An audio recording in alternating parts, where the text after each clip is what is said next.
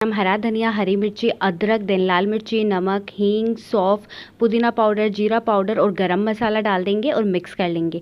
तो ये हमारा मसाला तैयार है।